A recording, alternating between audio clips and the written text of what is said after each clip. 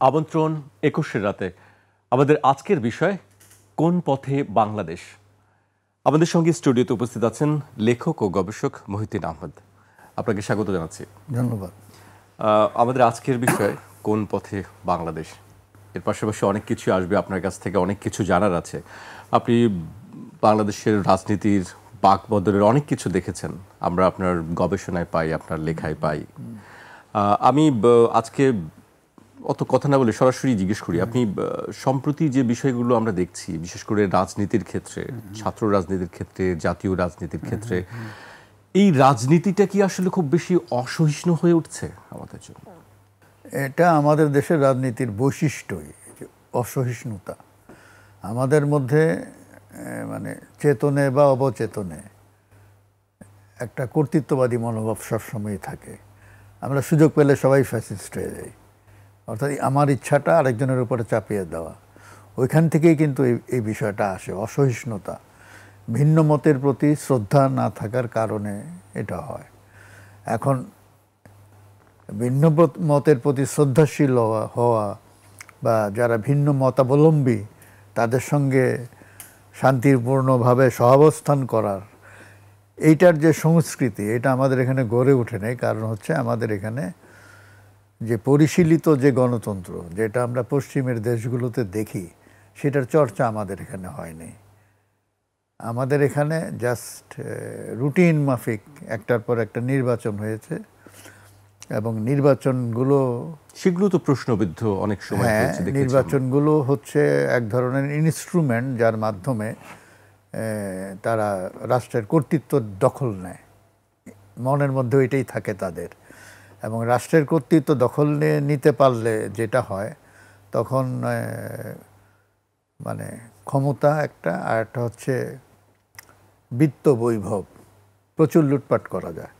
তো ফলে আপনি আমাদের এখানে দেখবেন যারা রাষ্ট্র ক্ষমতার চর্চা করেন, তারা এই তথাকথিত রাজনীতিতে আসার আগে তাদের কি অবস্থা আর পরবর্তীতে কি অবস্থা, মানে কিভাবে মানুষ চোখের সামনে আমরা দেখি আঙ্গুল ফুলে কলা গাছ হয়ে যায়।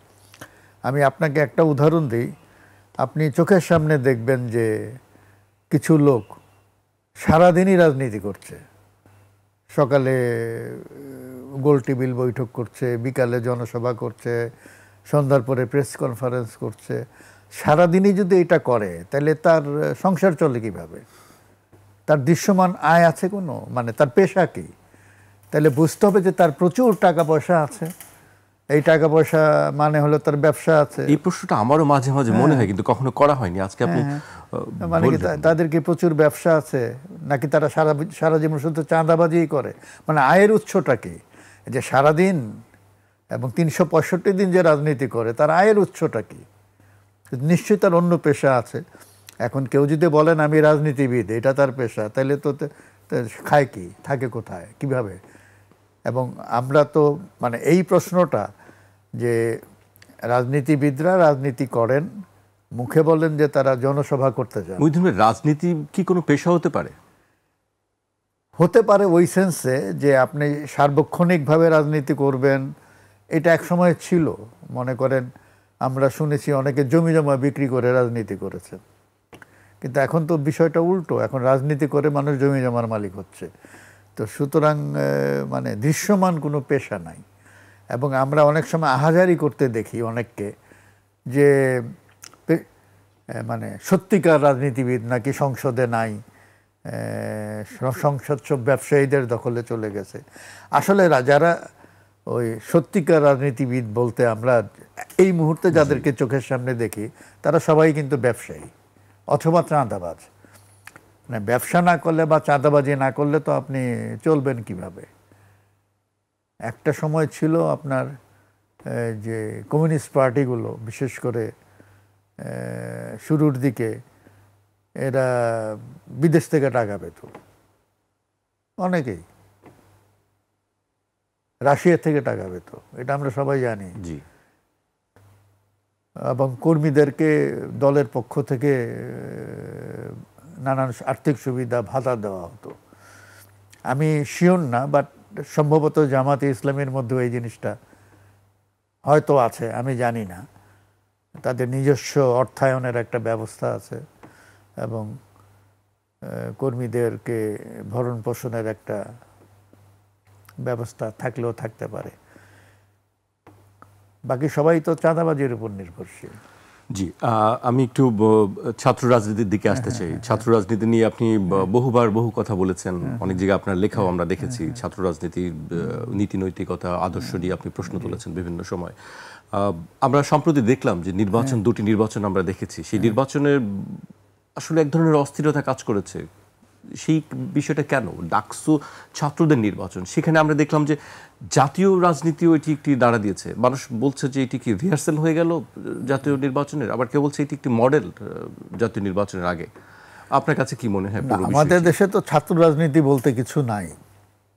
ছাত্ররা ছাত্রদের ইস্যু বা শিক্ষা সম্পর্কিত ইস্যু বা শিক্ষা প্রতিষ্ঠান সম্পর্কিত বিষয়, এগুলো নিয়ে তো তারা কথাবার্তা খুব কম বলেন।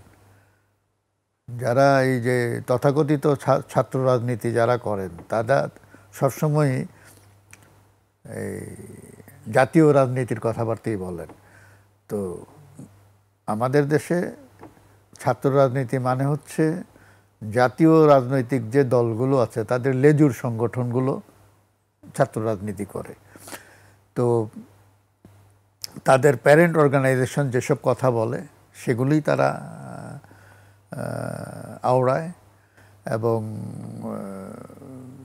প্যারেন্ট অর্গানাইজেশনের যিনি নেতা, সে নেতা তো এদের কাছে ঈশ্বর তুল্য, তিনি যা বলবেন এরা সেটাই করবে। তো এই হচ্ছে অবস্থাটা।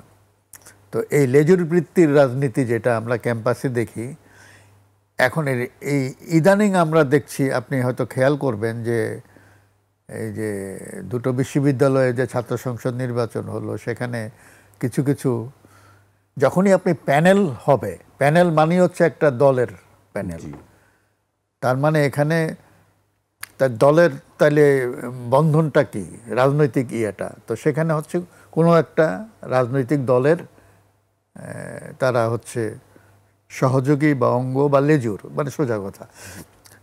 আবার কিছু কিছু দেখবেন যে তারা বলছেন যে তারা ইনক্লুসিভ, সবাইকে নিয়ে করছেন, কিন্তু যখনই আপনি প্যানেল দিবেন, প্যানেল হলেই কিন্তু এর মধ্যে একটা দলবাজি থাকে। তো সেই জিনিসটা আছে, এবং সেখানেও আমরা দেখলাম যেহেতু দীর্ঘদিন পরে এই নির্বাচনগুলো হলো, সেই নির্বাচন নিয়ে এক ধরনের আগ্রহ এবং উচ্ছ্বাস ছিল, এবং ভোটার টার্ন আউটও আমরা দেখলাম ভালো, খারাপ না। কিন্তু যেহেতু ওই যে আপনি বললেন অসহিষ্ণুতা রাজনীতিতে, মানে সবাই তো জিততে চায়, এবং এখানে হেরে যাওয়া মানে হচ্ছে তার দল হেরে যাওয়া, মানে তার যে জাতীয় ভিত্তিক দল আছে, সামনে 5 মাস পরে একটা জাতীয় নির্বাচন হবে, সংসদ নির্বাচন, এটাকে তারা অনেকে তার মহড়া হিসাবে দেখছেন। সুতরাং এখানে যদি হেরে যায় তাহলে তো ইজ্জত নিয়ে টানাটানি, এই অবস্থাটা কিন্তু। ফলে আমরা ডাকসু নির্বাচনে মানে যতটা মানে একটা বেশ শান্তভাবে হতে দেখেছি, আমি বলবো জাকসুতে সেটা আমরা দেখি নাই।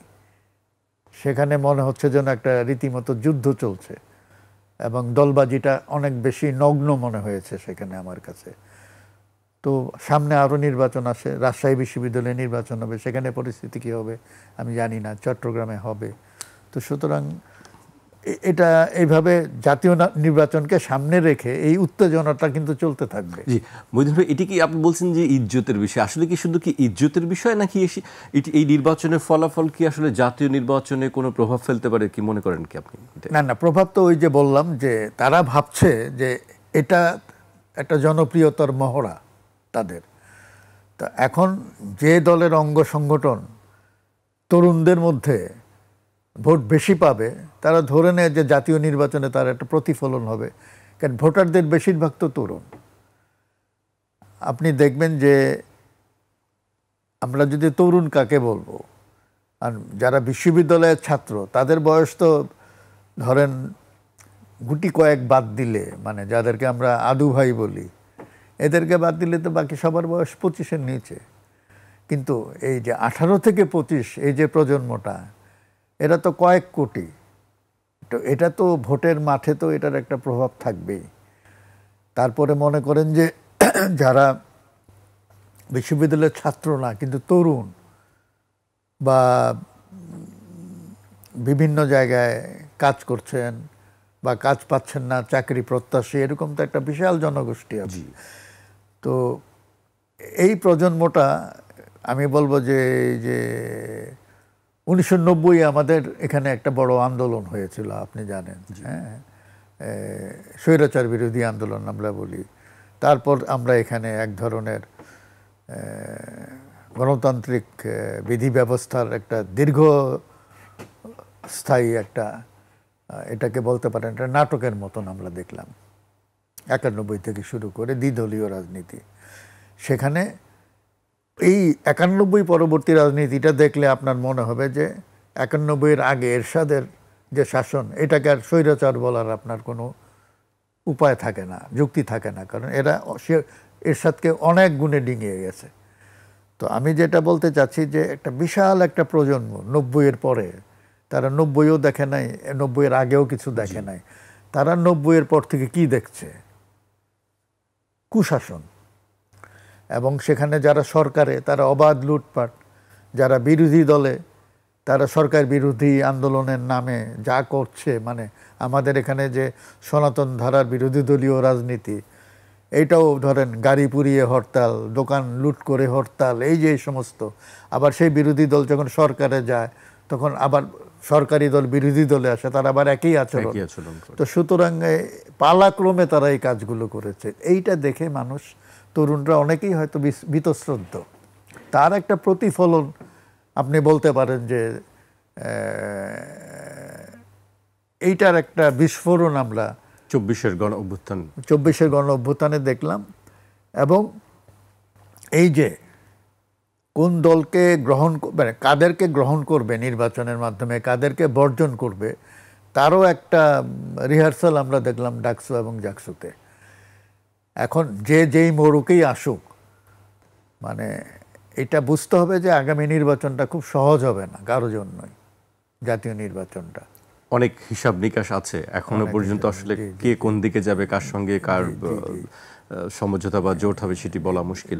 আপনি তরুণদের কথা বলছিলেন, তরুণদের কথা যখনই আসে, আসলে তরুণরা কি সঠিক পথে আছে? কি মনে হয়, আপনি দেখছেন দীর্ঘদিন ধরেই? না, তরুণরা তো নতুন বন্দোবস্তের কথা আমরা শুনছি তরুণদের কাছে, এটা আমরা আশা ব্যঞ্জক কথা শুনি, আশাজনক, কিন্তু সেরকম কোনো কিছু কি আপনি দেখছেন? কি মনে হয়? না, তরুণরা তো, তরুণদের মধ্যে কিছু কিছু আছে যারা ধরেন ভোকাল ওপিনিয়ন মেকার, এবং তাদের পেছনে আবার কিছু পীর আছে, তারাও ওপিনিয়ন মেকার। এই সমস্ত বন্দোবস্ত জাতীয় যে কথাবার্তা আমরা শুনছি, এগুলো এক ধরনের রেটরিক। তারপর ওইগুলো আমরা শুনছি, কিন্তু যে তরুণটি বিশ্ববিদ্যালয়ে ভর্তি হয় তার তো একটা লক্ষ্য থাকে যে আমি পড়াশোনা শেষ করে আমি কর্মজগতে প্রবেশ করব, হয় একটা সে ব্যবসা করবে অথবা সে চাকরি করবে। তো ওইটার জন্য তাকে তৈরি হতে হবে। তো তৈরি হতে হলে তাকে তো পড়াশোনা করতে হবে। সারাদিন যদি করিডোরে মিছিল করে আর জিন্দাবাদ মুর্দাবাদ দিয়ে বেড়ায়, তারপরে তারপরে কি হবে তার? আপনি দেখবেন যে অনেকেই এই রাজনীতি করার কারণে এই যে ছাত্রত্ব শেষ হয়ে যাওয়ার পরও ছাত্রত্ব টিকিয়ে রাখে, ইলেকশন করার জন্য ছাত্রত্ব টিকিয়ে রাখে। এই যে একটা বাজে একটা ব্যবস্থা আমাদের বিশ্ববিদ্যালয়গুলোতে, অনেক জায়গায় আপনি এটা পাবেন, এই আদু ভাইদের এইটা একটা আছে। দ্বিতীয়ত আপনার বেশিরভাগ তরুণ আপনি দেখবেন যে তারা এই প্রচলিত ধারার রাজনীতি পছন্দ করে না, এবং অনেক মিটিং মিছিলে আপনি দেখবেন যে বাইরে থেকে নিয়ে আসা হয়। ওই শিক্ষা প্রতিষ্ঠানের ছাত্রছাত্রীরা, তাদের অংশগ্রহণ খুবই কম। জি। তো সুতরাং, এবং যাদেরকে বাইরে থেকে নিয়ে আসা হয় তাদেরকে তো টাকা পয়সা দিয়ে নিয়ে আসা হয়, এটার জন্য তাদের বাজেট থাকে। সেই বাজেটটা তারা বানায় তো চাঁদাবাজি করে, লুটপাট করে, এটা বোঝাই যায়। তরুণরা একটা সুস্থ স্বাভাবিক পরিবেশে পড়াশোনা করতে চায়, এইটাই আমি বুঝি। পড়াশোনা করে সে কর্মজগতে প্রবেশ করবে, এবং দেশ ভাবনা যে ব্যাপারটা, দেশের জন্য আমরা কি করতে চাই, সারাদিন জিন্দাবাদ মুর্দাবাদ দিলে তো আর দেশ গঠন হবে না। আমরা দেশে কি চাই, ৭১ পরবর্তী পুরো সময়টা ধরে আমরা দেখছি একটা জিনিসের অভাব, সেটা হচ্ছে সুশাসন। কোথাও সুশাসন নাই, সব জায়গায় লুটপাট। আগে অল্প ছিল, এখন বেশি। কম্বল চুরি দিয়ে শুরু হয়েছিল, এখন ব্যাংক গিলে খেয়ে ফেলেছে একেবারে, আস্ত ব্যাংক। আর আগে ছিল একটা কম্বল হয়তোবা। এই চুরির টেলিভিশনও খেয়ে ফেলেছে, আমাদের টেলিভিশনও গণমাধ্যমের কথা আপনি বলবেন না। গণমাধ্যম মানে আমাদের দেশে প্রাইভেট সেক্টর যেভাবে বিকশিত হয়েছে, তার মধ্যে সবচাইতে খারাপ অবস্থা আছে গণমাধ্যম। কারণ এখানে দলবাজির একেবারে চূড়ান্ত। আপনি দেখবেন যে সরকার বদলের সঙ্গে সঙ্গে কি অবস্থাটা হয়। তো মানে এত নির্লজ্জ দলবাজি আমাদের এখানে যে গণমাধ্যমে আমরা দেখলাম। আপনি জানেন যে এই যে সাবেক প্রধানমন্ত্রী শেখ হাসিনা, তার সংবাদ সম্মেলন যারা অ্যাটেন্ড করতেন, এই চেনা মুখগুলি, তোতা পাখির মতন তারা প্রশ্নগুলো করতেন। সে প্রশ্নগুলো সম্ভবত তাদেরকে বলে দেওয়া হতো তোমরা এটা করবা। তারপর সেটা সুযোগ নিয়ে একেবারে অপ্রাসঙ্গিকভাবে প্রধানমন্ত্রী অনেক কথাবার্তা বলতেন, এবং ওইভাবেই উস্কানিটা দেওয়া হতো যাতে তিনি অমুকের বিরুদ্ধে দুইটা কথা বলতে পারেন, তমুকের বিরুদ্ধে দুইটা কথা বলতে পারেন। প্রতিযোগিতা দেখতাম আমরা যে কে কাকে ছাড়িয়ে যেতে পারে, এবং এটা মানে এটা তিনি এনজয় করতেন সাবেক প্রধানমন্ত্রী। তার মধ্যে এক ধরনের জিঘাংসা, মানে সাইকোপ্যাথের মতন ছিলেন তিনি। মানে এটা করে তিনি মজা পেতেন।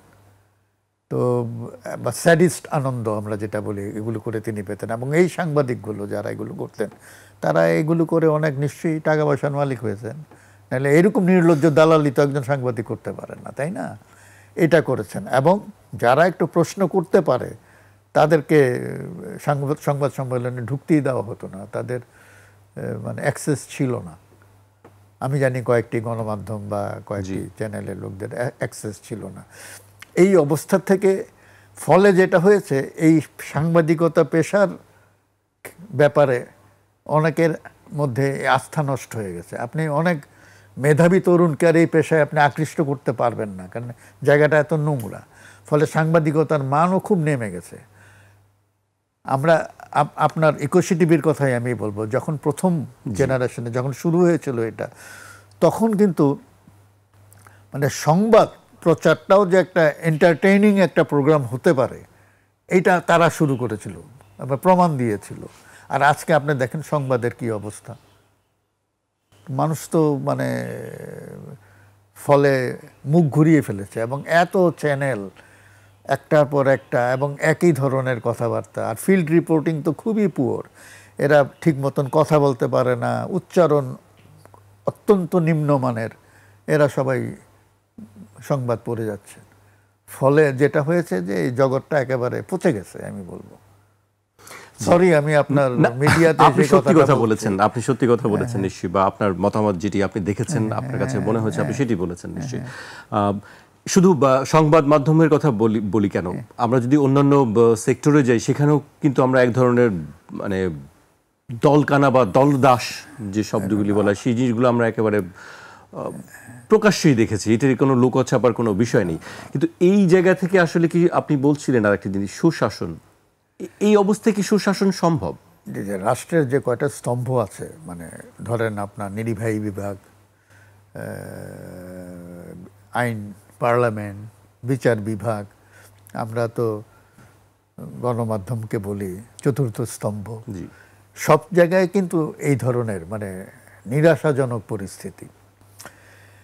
নির্বাহী বিভাগের কথা আমি কি বলবো, আমাদের এখানে তো ওই যে বললাম যে দলীয়করণ এরকম হয়েছে। আমি একটা ছোট্ট উদাহরণ দিই। এই দলীয়করণের বিরুদ্ধে কিন্তু অনেক রাজনৈতিক দল সোচ্চার, কিন্তু তারা কিন্তু সবাই আবার দলবাজি করে। মনে করেন যে আমি একটা উদাহরণ দেব, চিকিৎসকদের একটা ফোরাম আছে, আমরা সেটাকে বলি বাংলাদেশ মেডিকেল অ্যাসোসিয়েশন, বিএমএ। তো চিকিৎসা সংক্রান্ত বা চিকিৎসা পেশায় যারা আছেন তাদের যে সমস্ত বিষয়, এগুলো দেখভাল করার জন্য এই সংগঠনটা, এবং তারা এগুলো তুলে ধরবেন সরকারের কাছে, সরকারের সঙ্গে দর কষাকষি করবেন, নেগোসিয়েশন করবেন। এই জন্য এটা চিকিৎসকদের সঙ্গে রাষ্ট্রের যোগাযোগের মাধ্যম হতে পারে বিএমএ। কিন্তু সেখানে দলবাজিটা, একদল করলো ড্যাব, আরেক দল করলো সাচিব, তাই না? তার মানে হচ্ছে দলীয়করণ এইভাবে হচ্ছে। এদের কাজটা কি, সাচিব এবং ড্যাবের কাজটা হচ্ছে বিশ্ববিদ্যালয় তাদের দল না, আমি একটা করে আসি যে তাদের দলের চিকিৎসকদের নিয়োগ, প্রমোশন, ট্রান্সফার এবং তার দলের বাইরে যে আছে তার হ্যারাসমেন্ট, এটাই কিন্তু তারা করে যাচ্ছে। এই কয়দিন আগে ড্যাবের একটা সম্মেলন হলো, তো তারা কি করবে? তারা যদি মনে করে যে বিএনপি পরবর্তীতে পাওয়ারও যাবে, তারা এই কাজগুলি করবে। ড্যাবের দরকারটা কি? সাচিবের দরকারটা কি? তোমরা বিএমএটাকে শক্তিশালী করো। একই বিষয় আপনার প্রযোজ্য অন্যান্য পেশাজীবী সংগঠনদের জন্য। আপনি ইঞ্জিনিয়ার্স ইনস্টিটিউশন বলেন বা ওই যে সাংবাদিক ইউনিয়ন বলেন, সব জায়গায় আপনি দেখবেন দলবাজি এবং বিভক্তি। তো যারা সমাজে ওপিনিয়ন তৈরি করবে তাদের মধ্যে যদি এরকম নির্লজ্জ দলবাজি দেখেন আপনি, তাহলে সাধারণ নাগরিকরা যাবে কোথায়? বিচার বিভাগের কথা একটু কমই বলি, কিন্তু কথায় কথায় তারা তো আবার আদালত অবমাননার দেখে। আপনি যদি বিচারপতিদের একাডেমিক রেকর্ড দেখেন, এরা অনেকেই কেরানির চাকরি পাওয়ারও যোগ্য না, অনেকেই আমি বলবো। তো সুতরাং তাদের কাছ থেকে আপনি কিভাবে ন্যায় বিচার আশা করেন? আর এটা তো চলে সরকারের হুকুমে। যদিও বলা হয় যে স্বাধীনতা দেওয়া আছে, স্বাধীনতা এক্সারসাইজ করার মতন মেরুদণ্ড তো সবার নাই, যার জন্য আমাদের আজকে এই দুর্গতি। যেখানে একটা বিচার শেষ হতে 5 বছর, 6 বছর, 10 বছর লাগে, সেখানে তো আপনি ন্যায় বিচার আশা করতে পারেন না। যদি ন্যায় বিচারই না থাকে, তাহলে এই বিচার বিভাগ রেখে লাভটা কি? কিছুদিন আগে ওই যে আপনি দেখবেন যে নেপালে একটা বিশাল একটা গণবিদ্রোহ হলো তরুণদের, হ্যাঁ, আমাদের মতোই, এবং তারা বিচারালয়ের নথিপত্র পুড়িয়ে দিয়েছে। এবং এটা নিয়ে আমাদের এখানে বেশ ফেসবুকে বেশ কিছু আহাজারি দেখছে, বিচার বিভাগের নথিপত্র পুড়িয়ে দিয়েছে। তা আমি একটা মন্তব্য করেছিলাম যে যেখানে ন্যায় বিচার নাই সেখানে নথিপত্র থাকলে কি আর পোড়ায় দিলেই কি, বিচারালয় পোড়ায় দিলেই কি? আমি যেখান থেকে ন্যায় বিচার পাবো না সেটা নিয়ে তো আমার কোনো মাথা ব্যথা থাকবে না, সেটা থাকলেও না পোড়ায় দিল। তো মানুষ যখন খুবই অতিষ্ঠ হয়ে যায় তখনই কিন্তু সে পোড়ায় দেয়। এবং তরুণদের মধ্যে আমরা অনেক বছর ধরে এই স্লোগানগুলি শুনি না, যে জালো জালো আগুন জালো। আমরা এই স্লোগানটা দেই কেন? যে জগদ্দল পাথরটা আমাদের বুকে চেপে বসে আছে, যার জন্য আমরা বিকশিত হতে পারছি না, সেটাকে পুড়ায় দিলে কারো যদি আহাজারি হয় হতে পারে, আমার তো হয় না। আপনি সম্প্রতি একটা আপনার লেখা পড়ছিলাম যে বাংলাদেশের কোনো রাজনৈতিক দলের অনুশোচনা নেই কেন? আপনি প্রশ্ন দিয়ে হেডলাইন করেছেন। এই প্রশ্নটি আমি আপনাকে করতে চাই, আসলে বাংলাদেশের রাজনৈতিক দলের মধ্যে অনুশোচনা নেই কেন? অনুশোচনা নাই কারণ হচ্ছে এটা তাদের খাসলতেই নাই। মানে আপনি দেখবেন যে এই ধরনের মানসিকতা এটা আমরা বাড়িতেও দেখি, ঘরে, রাষ্ট্রের ক্ষেত্রেও আমরা দেখি যে ভুল করলে যে আমি ভুল হয়ে গেছে, সরি, বা আমি অনুতপ্ত, এই জিনিসটা আমাদের কালচারে একেবারেই নাই। ফলে আপনার জন্য ঘরের মধ্যে বিবাদ হয়, ঝগড়াঝাটি হয়, মারামারি হয়, ডিভোর্স হয়ে যায়। এই জন্যই কিন্তু হয় যে আপনার এখানে আমাদের সরি বলার অভ্যাসটা নাই, যে ভুল তো হতেই পারে। রাষ্ট্রের ক্ষেত্রেও তাই। আমি একটা উদাহরণ দিই যে আমাদের দেশে 73 সালে একটা নির্বাচন হয়েছিল। সেই নির্বাচন অনেক প্রশ্নবিদ্ধ, অনেক কিছু আছে। এই যে খন্দকার মুশতাক আহমদ হেরে গিয়েছিল, প্রধানমন্ত্রী শেখ মুজিবুর রহমান ব্যক্তিগতভাবে হস্তক্ষেপ করে সেখানকার জাসদ প্রার্থী ছিলেন রশিদ ইঞ্জিনিয়ার, তাকে বঞ্চিত করে খন্দকার মুশতাককে জিতিয়েছিলেন কারচুপি করে, এটা সবাই জানে। সেই খন্দকার মুশতাককে মানে এই একটা ফ্রাঙ্কেনস্টাইন হিসাবে তৈরি করলেন শেখ মুজিব। তো পরিণতিটা আমরা জানি। তো এই একটা ব্যাপার। পার্লামেন্টে দেখা গেল তারপরেও যে আওয়ামী লীগ 300 আসনের মধ্যে 293টা নিয়ে গেল 73-এ। তো 300-র মধ্যে যদি 293টা এক দলের হাতে থাকে, তাকে আবার বাকশাল করতে হয় কেন? মানে বাকি 7 জনের কথাও তার সহ্য হয় না। এবং পরবর্তীতে আপনি দেখবেন আজ পর্যন্ত এই আওয়ামী ধারার যারা রাজনীতি করেন কোনোদিন বলে নাই যে বাকশাল করা ভুল হয়েছে। এবং তারা অনেকে ইনিয়ে বিনিয়ে অনেক রচনা লেখেন যে এটা এই ছিল, জাতীয় ভিত্তিক প্ল্যাটফর্ম ছিল, হ্যাঁ, বাকশালের কর্মসূচি বাস্তবায়ন করতে পারলে দেশে দুধ এবং মধুর নহর বয়ে যেত। এরকম একটা ভাব তাদের। আজ পর্যন্ত তাদের মধ্যে স্বীকারোক্তিটা নাই যে এটা একটা প্রচণ্ড ভুল ছিল। তো ভুল স্বীকার না করলে তো সেই ভুল থেকে তারা বেরিয়ে আসবে না। এই যে আপনার এরশাদের শাসনামলে পালাক্রমে যে শেখ হাসিনা এবং খালেদা জিয়া দুইজনেই তো এরশাদ বিরোধী আন্দোলনে এবং একটা নিরপেক্ষ সরকারের অধীনে একটি নির্বাচন, অবাধ নির্বাচন আদায় করার জন্য আন্দোলন করেছেন মাঠে। দুইজনেই সামনের কাতারে ছিলেন এবং দুইজনেই যে বড় নেতা হয়ে উঠেছেন এই আন্দোলনের মধ্য দিয়ে, এটা তো অস্বীকার করা যাবে না। দুইজনেই কমিটমেন্ট করেছিলেন যে তারা রেডিও টেলিভিশনের স্বায়ত্তশাসন দেবেন। তারা তো সেই কমিটমেন্ট রাখেন নাই। তো এটা তো একটা প্রতারণা। এই প্রতারণা কিন্তু শেখ হাসিনাও করেছে, খালেদা জিয়াও করেছে। কারণ এরপর পরে তারা দুজনেই পালাক্রমে প্রধানমন্ত্রী হয়েছেন, দেশ শাসন করেছেন, কিন্তু তাদের কমিটমেন্টটা রাখেন নাই রেডিও এবং টেলিভিশনের। এটার মানে স্পষ্ট প্রমাণ গণমাধ্যমে আছে, তাদের সেই অডিও ভিডিও রেকর্ডগুলো আছে। তারা তখন কি বলেছিলেন, কেন করলেন না? এই যে নির্বাচন কেয়ারটেকার সিস্টেম আসলো, আপনি দেখেন যে এরশাদের বিরুদ্ধে প্রধান অভিযোগ ছিল যে এরশাদ নির্বাচন ম্যানিপুলেট করে। সুতরাং সব দল চাইল যে একটা নিরপেক্ষ তত্ত্বাবধায়ক সরকারের অধীনে নির্বাচন করতে হবে, এবং তত্ত্বাবধায়ক সরকারের অধীনে নির্বাচন হওয়ার কারণেই কিন্তু 91 সালে বিএনপি একক সংখ্যাগরিষ্ঠতা পেল। যে কারণে তারা 86 বা 88 নির্বাচনে যায়নি, যে নির্বাচন অবাধ হবে না এই যুগে। তো তাহলে বিএনপি সরকারের উচিত ছিল না এই তত্ত্বাবধায়ক সরকারের ব্যবস্থাটা সংবিধানে ঢোকানো? তারা সেটা ঢোকায় নাই। সেটার বিরুদ্ধে হাসিনা আন্দোলন করলেন জামাত ইসলামীকে নিয়ে। 15 ফেব্রুয়ারিতে একটা মকারি হলো নির্বাচনের, ওয়ার্ডস নির্বাচন। আমাদের কোনো প্রয়োজন ছিল না পাবলিকের টাকা খরচ করে এই নির্বাচনটা করার। তারা বলে কি, ওরা তো পদত্যাগ করেছে, আমাদের তো সংখ্যাগরিষ্ঠতা নাই, আমরা তো সংবিধান সংশোধন করতে পারবো না। তো ওই 15 ফেব্রুয়ারি নির্বাচনে তারা সংখ্যাগরিষ্ঠতা নিয়ে এই অ্যামেন্ডমেন্টটা করলেন। কিন্তু আওয়ামী লীগ, জামাত এরা সংসদে থাকাকালীতেই প্রস্তাবটা তুলেছিল। তখন কি তাদেরকে নিয়ে একাদশ সংশোধনী, দ্বাদশ সংশোধনী করতে পারলো বিএনপি? ত্রয়োদশটা তখন করতে পারতো, এটা নিয়ে করে নাই তারা। কারণ তারা দেখলো যে এইটা না থাকলে তাদের জন্য সুবিধা। আবার আপনি দেখেন 2009-এর পরে শেখ হাসিনা ক্ষমতায় এসে দেখলো যে আরে এই ব্যবস্থাটা থাকলে তো পরবর্তী টার্মে আমার ক্ষমতায় যাওয়াটা ঝুঁকিতে পড়ে যাবে, সুতরাং এটা তুলে দেওয়াই ভালো। উনি এটা তুলেই দিলেন যাতে আজীবন ক্ষমতায় থাকতে পারেন। এই কাজগুলো কিন্তু এরা করে, মানে আজীবন ক্ষমতায় থাকার জন্য বা ক্ষমতায় যাওয়ার জন্য তারা নানান কথা বলে। ক্ষমতায় যাওয়ার পরে সেটা পুরোপুরি ভুলে যায়।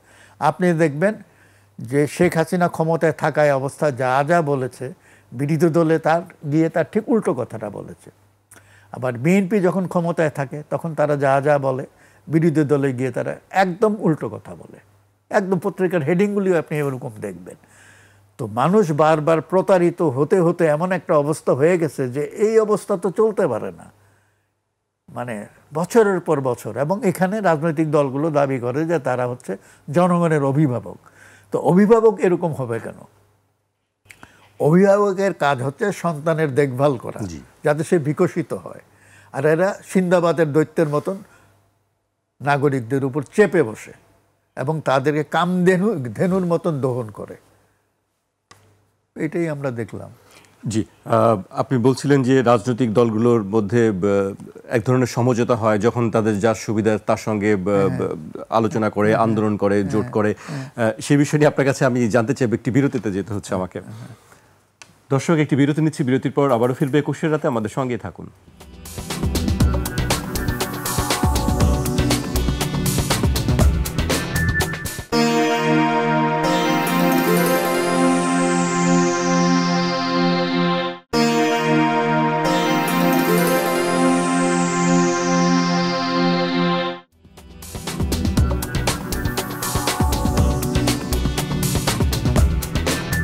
বিরতির পর আবারও স্বাগত। আপনারা দেখছেন 21 রাত, আমাদের সঙ্গে আছেন লেখক ও গবেষক মহিউদ্দিন আহমেদ। বিরতিতে যাবার আগে আপনার কাছে প্রশ্ন ছিল যে আসলে রাজনৈতিক দলগুলো তাদের সুবিধা অনুযায়ী কখন কার সঙ্গে যাবে, কখন কাকে বিরোধী দলে ঠেলে পাঠাবে। এখন বর্তমান যে রাজনৈতিক অবস্থা চলছে বাংলাদেশে, সেটা থেকে আপনাকে কি মনে হয়, বা আগামী নির্বাচনটাকে আপনি কিভাবে দেখছেন? মানে নির্বাচন তো আমাদের আগে আগে 12টা নির্বাচন হয়েছে, সামনে 13 নম্বর নির্বাচন। তো 12টা নির্বাচন যে ধারায় হয়েছে, 13 নম্বরটা একেবারে মানে পুত পবিত্র সাফসুতরো হবে, এটা তো মানে আশা করতে ভালো লাগে, কিন্তু আশঙ্কা হচ্ছে যে 12টা ট্র্যাডিশন থেকে আমরা বেরিয়ে আসতে পারবো কিনা। কারণ আমরা ঘুরে ফিরে কিন্তু রাজনীতির মঞ্চে সেই পুরনো মুখগুলিকেই দেখি। আপনি দেখবেন যে আমাদের দেশটা কিন্তু আমি সভ্য দেশ বলি না, কারণ আমাদের আচরণ সভ্য না। আমরা যে সভ্য দেশ বলতে যাদেরকে বুঝি, পশ্চিমের দেশগুলো যেখানে গণতন্ত্রের চর্চা হয়, সেখানে দেখবেন যে একটা দল নির্বাচনে হেরে গেলে তার নেতা বদল হয়ে যায়, নেতৃত্ব থাকে না, নতুন নেতা আসে। তো দলগুলিতে এইভাবেই মানে পর্যায়ক্রমে আপনি দেখবেন যে নতুন নতুন নেতৃত্ব আসছেন, এবং নেতৃত্ব দেওয়ার লোকেরও অভাব হয় না, একজনের পর আরেকজন আসছে। আমাদের এখানে কিন্তু শেষ নিঃশ্বাস ত্যাগ করার আগে দলের নেতৃত্ব ছাড়া ছেড়ে দেবে এইরকম তো দেখছি না, ব্যতিক্রম মানে একেবারে নাই। এবং দলগুলো সবই হচ্ছে পারিবারিক সিন্ডিকেটের মতন।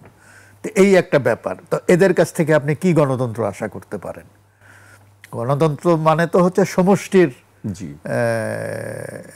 একটা মানে রাষ্ট্র পরিচালনার একটা পদ্ধতি, তাই না? যেখানে সবার অংশগ্রহণ থাকবে এবং তাদের মধ্য থেকে নেতৃত্ব তৈরি হবে, এবং সেই নেতৃত্বের মধ্যে এক ধরনের আমি বলবো যে কোনো শূন্যতা থাকবে না। মানে একজন নেতা চলে গেলে যাতে না বোঝা যায় যে আমরা শূন্যতায় পড়েছি, আরেকজন হাল ধরবেন। কিন্তু আমাদের এই রাজনৈতিক দলগুলোর মধ্যে এটা গড়ে ওঠেনি। ফলে যেটা হয়ে গেছে, এগুলি সব হচ্ছে সিন্ডিকেট, মানে ছোট ছোট দোকান, আবার কিছু এর মধ্যে আবার সুপার শপ। মনে করেন এখানে আমাদের দেশে আওয়ামী লীগ বিএনপি হয়ে গেছে সুপার শপ, আর অন্যান্য দলগুলি হচ্ছে ছোট ছোট মুদির দোকানের মতন। কিন্তু সবাই কিন্তু ফেরি করছে কি, তারা একটাই জিনিসই ফেরি করে তাদের পণ্য, সেটা হচ্ছে গণতন্ত্র। যে সবাই গণতন্ত্র দিবে আমাদেরকে বলছে, হ্যাঁ। এবং এটার জন্য আমরা কি মূল্য দিব? আমরা প্রাণ দিব। দেখেন এই যে আন্দোলন করে তরুণরা প্রাণ দেয়, কোনো নেতা কিন্তু প্রাণ দেয় নাই আজ পর্যন্ত, নেতার পরিবারের সদস্যও প্রাণ দেয় নাই। তো এটা দেখলেই তো বোঝা যায়। তো ওই তরুণরা প্রাণ দেবে, মূল্য দেবে, এবং তারা গণতন্ত্র দিবে, কিন্তু তারা আর গণতন্ত্র দেয় না। আবার মানুষ প্রতারিত হয়, আবার আন্দোলন হয়। এই যে সাইক্লিক অর্ডারে আন্দোলন, তারপরে একটা সরকার হলো, আবার আন্দোলন, আবার আরেকটা সরকার হলো, এই যে চলে আসছে, এইটার থেকে আমরা কিভাবে মুক্তি পাবো? এটাই কিন্তু সবচেয়ে বড় প্রশ্ন। সেই মুক্তিটা আসতে পারে কিছুটা, আমি বলবো তার প্রক্রিয়াটা শুরু হতে পারে যদি রাজনৈতিক দলগুলো ভেতর থেকে পরিবর্তন আনে তাদের নিজেদের আচরণে। মানে তারা কি বললেন সুন্দর সুন্দর কথা, ইট ডাজন্ট ম্যাটার। সুন্দর কথা অনেক থাকে যে এই করবো সেই করবো, কিন্তু মানুষগুলি যদি খাসলত বদল না হয়, তাহলে তো তারা এই কাজগুলো করবে না। তো সত্যিকারের রাজনৈতিক সংস্কার বা রাজনৈতিক দলের ভেতরের সংস্কারটা এটা খুবই জরুরি। সেই জায়গাটা আমরা মানে রাজনৈতিক দলের সংস্কার না হলে রাজনীতির সংস্কার হবে না। আরেকটি বিষয় আসি, আমরা সম্প্রতি বেশ কিছু বিষয় নিয়ে কথা শুনছি, ডান বাম দক্ষিণ বিভিন্ন বিষয় নিয়ে উদ্বেগ প্রকাশ দেখছি, আবার অন্যরা বলছে সেটি ঠিক আছে, সেটি হওয়ারই কথা ছিল। আপনি এই বাংলাদেশের রাজনীতিতে ডান বামের বিষয়টি কিভাবে দেখেন? না, ডান বাম তো বিশেষ করে বর্তমানের কথা বলা হচ্ছে, বড় একটি দল উদ্বেগ প্রকাশ করেছেন বা মৌলবাদী নিয়ে উদ্বেগ প্রকাশ করেছেন, সেই জায়গাটি আসলে আমি জানতে চাই আপনার কাছে। বাম সম্পর্কে বামদের যে ডেফিনেশন, সেটা আর এখন নাই। মানে আমাদের এখানে বাম বলতে আমরা বুঝতাম যারা কমিউনিস্ট রাজনীতি করেন, যারা সমাজতন্ত্র চান, একটা সাম্যবাদী সমাজ ব্যবস্থা চান, সেই রকম একটা বিষয় ছিল এক সময়, এবং এটা গ্লোবালি ছিল। এখন আর সেটা নাই। এখন না থাকার কারণে এখানে এটি নেই কেন? বামদের মানে অদৃশ্য হয়ে যাওয়ার এগুলো কোনো চিরস্থায়ী বন্দোবস্ত না। আপনার যে মার্কস এঙ্গেলস লেনিনের যে লিগেসি থেকে যেটা শুরু হয়েছে, এটা তো আজীবন চলবে না। তার আগেও তো অনেকে এসেছেন, অনেক দার্শনিক, অনেক ফিলোসফার, অনেক সংগঠক, তাই না? এরপরেও অনেকে আসবেন, কাজে একই ধারা তো আজীবন চলবে না। তো কিন্তু কথা হচ্ছে যারা বাম রাজনীতি করেন তাদের মনোজগতে তেমন পরিবর্তন হয় না। পৃথিবী কিন্তু বদলে যাচ্ছে। এখন মনে করেন যে বামরা অনেককে আমি ব্যক্তিগতভাবে চিনি, জানি, অত্যন্ত সৎ, পরিশ্রমী, কোনো রকম চুরিচামারিতে নাই, কোনো রকম ভণ্ডামিতে নাই, এরকম আছেন। কিন্তু তাদের কথা মানুষ শোনে না কেন? কারণ মানুষের বোধগম্য ভাষায় তারা তাদের কথাগুলো বলতে পারেন না, বলেন না। তো তাদের মধ্যে এক ধরনের এলিটিস্ট আছে। তারা খুব বলেন, একটা কথায় কথায় বলেন যে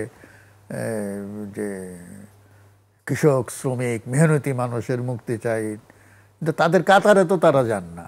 এবং আপনি দেখবেন যে মার্কিন সাম্রাজ্যবাদ ধ্বংস হোক, এই স্লোগান যারা খুব বেশি বেশি দেন তারা তাদের সন্তানদের প্রথম সুযোগেই মার্কিন যুক্তরাষ্ট্রে পাঠান পড়াশোনা করার জন্য। তাহলে এটাকে আপনি কি বল, আমি নাম বললাম না, আপনি চোখের সামনে দেখবেন নেতাদেরকে, তাই না? তো এই একটা ব্যাপার আছে। ওই বাম, আমি বলি যে পৃথিবী অনেক বদলে গেছে, তো সুতরাং এখানে আর বামরাও অনেক ক্ষেত্রে ডান। আমি বলবো যখন একটা বাম, তাদের ভাষায় যারা ডান, তাদের সঙ্গে তারা যখন মৈত্রী করে, আঁতাত করে, তখন আর তার সেই বাম চরিত্রটা থাকে না। আর আমাদের এখানে যারা ডান তারা সবাই একই রকম। মনে করেন যে ইদানিং একটা কথা হচ্ছে যে ডানপন্থার দিকে বাংলাদেশ ঝুঁকছে, এইটা তারা বলতে চাচ্ছে ইসলামিক ফোর্সের উত্থান দেখে। এখানে এই দলগুলির মধ্যে যদি আপনি মোটা দাগে দুই ভাগ করেন, একটা হচ্ছে ইসলামিস্ট ফোর্স, জামাতে ইসলামী, ইসলামী আন্দোলন, তারপরে কি হেফাজতে ইসলাম, চরমোনা ইত্যাদি, খেলাফত মজলিস, এরা একটা এক বর্গে, তাই না? এরা কি চায়? এরা ইসলামী শাসন চায়, শরিয়া আইন চায়, কেউ কেউ খিলাফতও চায়। এর বাইরে যারা আছে, বড় রাজনৈতিক দল, ছোট রাজনৈতিক দল, যারা ইসলামিস্ট হিসাবে পরিচিত না, তারাও তো এর বিপরীতে কিছু চাচ্ছে না। কেউ কি বলছে যে আমরা যদি সরকার গঠন করি আমরা সেকুলার রাষ্ট্র বানাবো? বলছে না তা কেউ। আওয়ামী লীগ তো স্পষ্ট ঘোষণা দিয়েছে তারা কোরআন সুন্নাহ বিরোধী কোনো আইন করবে না। কোরআন সুন্নাহ বিরোধী আইন না করা মানে হচ্ছে শরিয়া আইন চালু রাখা। বিএনপির একই অবস্থা। তারা যখন অন্যদেরকে ইসলামিস্ট মানে বলে যে ডান, তখন কিন্তু তাদের ইয়াটার থাকে না, তারা সবাই ওই ক্ষেত্রে ডান। এটা কি তারা বলার জন্য বলে? আসলে বলার জন্য বলে, অথবা মানুষকে বোকা মনে করে বলে আর কি। তারা ভাবে যে আমরা বললাম মানুষ নির্বোধ, কিছু বুঝবে না। এই যে মানুষকে নির্বোধ মনে করার যে অতি চালাকি রাজনীতিবিদদের মধ্যে, এটা তো আমরা দেখি। এই জায়গাটা আপনি কিভাবে দেখেন? অনেকে আশঙ্কা প্রকাশ করেন, আমরা জানি না আসলে সামনে কারা রাষ্ট্র ক্ষমতায় আসবে। সেক্ষেত্রে আপনার কাছে কি মনে হয়, যদি ডানরা ক্ষমতায় আসে, সেক্ষেত্রে আসলে আপনি কোনো পরিবর্তন কি দেখেন? বড় মোটা দেখে কোনো? না, ডানরাই তো ক্ষমতায় আসবে। কারা ক্ষমতা আসবে? ডানদের মধ্যে কোন? জি, তাই না?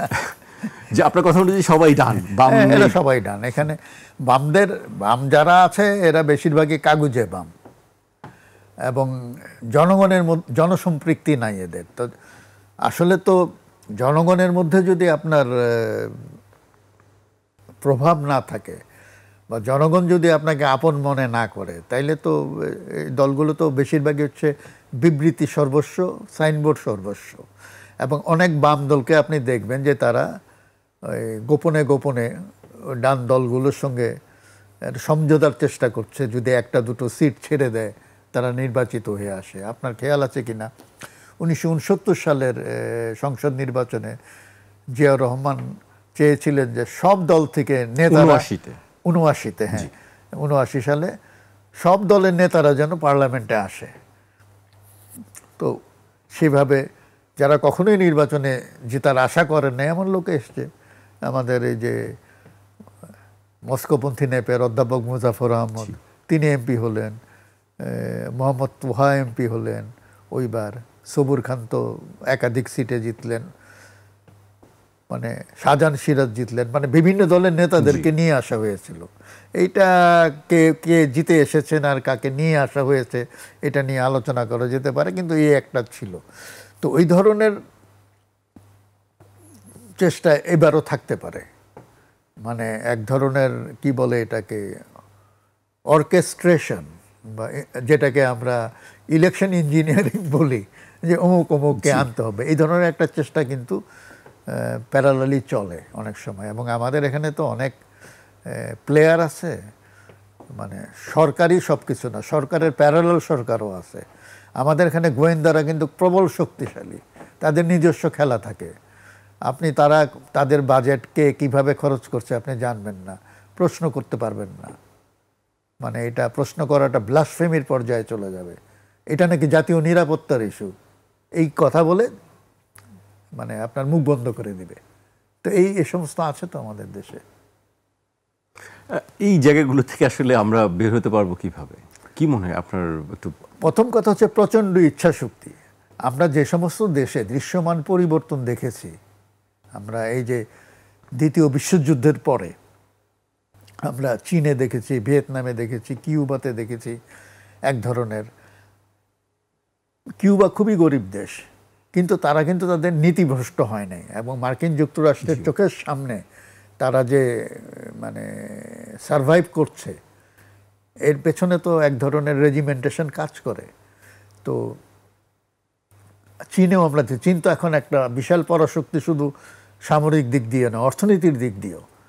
এটা কিভাবে হলো? ভিয়েতনাম একেবারেই গরিব দেশ ছিল, ইভেন 10 বছর আগেও আমাদের চাইতে অনেক গরিব।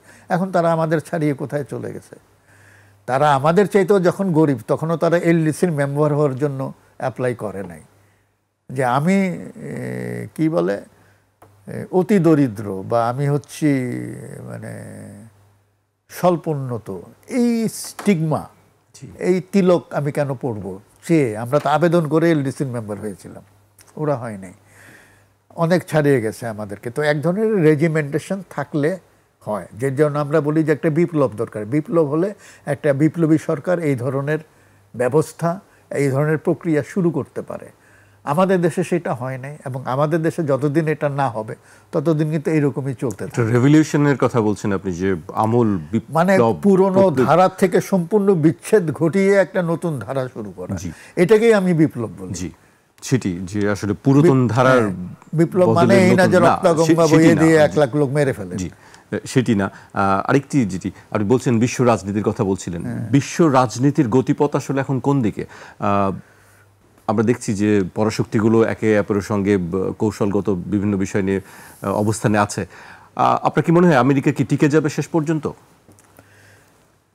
এটা বলা মুশকিল। আমরা জানি যে যুক্তরাষ্ট্র তো হচ্ছে আমরা যেটাকে বলি পুঁজিবাদী বিশ্ব, তার নেতা, তাই না? তো পুঁজিবাদকে আমরা যেভাবেই বলি না কেন, পুঁজিবাদ একটা ভাইব্রেন্ট সিস্টেম, বুঝছেন? এটা ক্রমশ নিজেকে পরিবর্তন করে। তো 50 বছর 100 বছর আগের পুঁজিবাদ আর 50 বছর আগের পুঁজিবাদ আর আজকের পুঁজিবাদ এক জায়গায় নাই। পুঁজিবাদ একটার পর একটা সংকটে পড়ে, আবার সেই সংকট থেকে তার উত্তরণও ঘটে, ফলে তার মধ্যে একটা পরিবর্তন ঘটে। এর ফলে কিন্তু পুঁজিবাদটা ভালোভাবে বিরাজ করছে, টিকে আছে। তার আমি বলবো যে তার বিকল্প হিসেবে আরেকটা তন্ত্র বা আরেকটা পদ্ধতি এখন পর্যন্ত আমরা দেখছি না। যেগুলো দাঁড়িয়েছিল সেগুলি ধসে পড়েছে, কারণ তারা নিজেদেরকে পরিবর্তন ঘটায় নাই। মানে পৃথিবীতে অনেক কিছু বদলায়, মানুষের মনও বদলায়, কিন্তু যদি ওই তত্ত্ব না বদলায় তাহলে তো ওটা ধসে পড়বে। যে জন্য আমরা দেখলাম যে কমিউনিস্ট বিশ্ব ধসে পড়েছে, এইটার কারণে তারা নিজেদেরকে পরিবর্তন করে নাই বলেই। জি, এই আধিপত্যবাদের বিষয়টি আমরা দেখছি যে মধ্যপ্রাচ্যের বিষয়টা, বিশেষ করে আমি গাজার কথাই বলি, সেই গাজা দখলটাকে আপনি কিভাবে দেখেন আসলে? এইটা তো ধরেন মানে এটা তো মানে গাজাকে আমরা কিভাবে দেখব? এটা এই আগ্রাসনটা, মানে যার শক্তি বেশি সে সবসময়ই দুর্বলের উপরে এরকম করে। পৃথিবীতে আদি যুগ থেকে এরকম হয়ে আসছে। এখন এটার ফর্ম ডিফারেন্ট। যেমন মনে করেন যে 45 সালে আমেরিকা 2টা অ্যাটম বোম ফেলে জাপানকে পর্যুদস্ত করেছিল। তো তারপরেও তো মার্কিন যুক্তরাষ্ট্র সম্পর্কে আমাদের ধারণাটা এখনও ইতিবাচক। এই জন্য বললাম ইতিবাচক যে আমরা আমাদের সন্তানদেরকে সেখানে পড়াশোনা করতে পাঠাই, যে সেখানে গিয়ে তারা মানুষ হবে। তো এই বিষয়টা আছে। ইসরায়েলের যেটা করছে এটা বুঝতে হবে যে ইসরায়েলের এখানে আশেপাশে, ইসরায়েল তো একটা ছোট দেশ, আশেপাশে যারা দেশগুলো আছে ইসরায়েল মনে করে এরা তার বৈরী। সুতরাং এখান থেকে সে কিভাবে নিজেকে সিকিউর করবে, সে চাইবে এমন একটা বাফার জোন অ্যারাউন্ড ইসরায়েল যেখানে সে নিজেকে নিরাপদ মনে করে। সেটা করতে গিয়ে সে যা যা করছে, কখনো মিশরের উপরে, কখনো, কিন্তু এবার ফিলিস্তিনের সঙ্গে যে জিনিসটা হচ্ছে সেটা হচ্ছে একেবারে ডিফারেন্ট। এটা তো ওখানে তো রীতিমতো গণহত্যা, এটা তো ওইটা না। তো তো এইটা করছে তারা কিন্তু আন্তর্জাতিক সম্প্রদায়ের মৌন সম্মতির ভিত্তিতে এটা করছে। আপনি দেখবেন যে আমরা অনেক সময় ইসরায়েল প্যালেস্টাইন যে দ্বন্দ্বটা, এটা এক সময় ছিল না, ইসরায়েল ফিলিস্তিন দ্বন্দ্বটা এক সময় ছিল, এখন এটার আমাদের দেশে অনেকে মনে করে এটা হচ্ছে ইহুদি মুসলমান ঝগড়া। তো যতদিন আমরা ইহুদি মুসলমান ঝগড়া মনে করব ততদিন এটা ওইভাবে দেখব, কিন্তু আসলে কিন্তু ব্যাপারটা তা নয়। এটা ওখানে ওই যেই ইয়েটা বহুদিন যাবৎ আলোচনায় আসছে যে ওই এলাকার একটা পার্মানেন্ট সলিউশন হবে, একটা মানে টু স্টেট সিস্টেমের মধ্যে দিয়ে যাওয়া পলিসি যেটা বলে, এইটা এক সময় খুব প্রবল ছিল। এবং এটা তো আমার যদ্দূর মনে পড়ে এটা ইয়াসির আরাফাত এবং ইসরায়েলের যে প্রধানমন্ত্রী ছিলেন ওই সময়ে, আমার নামটা মনে পড়ছে না, ক্যাম্প ডেভিডে একটা চুক্তি প্রায় হয়েই গিয়েছিল, কিন্তু শেষমেশ সেটা হয় নাই। এবং সেটা হয় নাই কেন, এটা আর আমি এই টেবিলে আলোচনা করতে চাচ্ছি না, সেটি আমাদের সময় স্বল্পতা। সেটাই কিন্তু ওইটাতেই যেতে হবে আলটিমেটলি। আমরা এখানে বসে ধরেন জুম্মার নামাজের পরে একটা মিছিল করতে পারি, আহাজারি করতে পারি, তাতে তো সমস্যার সমাধান হবে না সেটাতে। জি, আমি একেবারে শেষ পর্যায়ে চলে এসেছি। এবার আমি আপনার কিছু ছোট ছোট ব্যক্তিগত কিছু বিষয় আমি জানতে চাই। বর্তমানে এই সময় আপনি কি করছেন? আমি জানি যে আপনি লেখা নিয়ে, গবেষণার কাজ নিয়ে ব্যস্ত। আপনার জিন্না নামে একটি বই বেরিয়েছে, এটির পটভূমি বা আপনি এখন কি করছেন সেটি একটু আমাদেরকে সংক্ষেপে একটু বলবেন। জিন্না ঢাকা এই দেশে এসে একবার 10 দিন ছিলেন, সেই 10 দিনের সফরনামা নিয়ে এই বইটা, ঢাকায় জিন্না। আর আমি আমার একজন প্রিয় মানুষদের একজন ছিলেন আহমদ ছফা, তাকে আমি চিনি 1972 সাল থেকে, তাকে নিয়ে আমার অনেক স্মৃতি, তো সেটা নিয়ে আমি একটা বই লিখছি, আহমদ ছফা।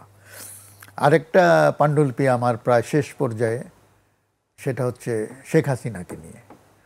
মানে রাজনীতিতে আমি খালেদা জিয়াকে নিয়েও লিখেছেন। আমি এই সময়টাকে মনে করেন 80-র দশক থেকে এই সময়টাকে দেখার জন্য আমি বিভিন্ন উইন্ডো ব্যবহার করি।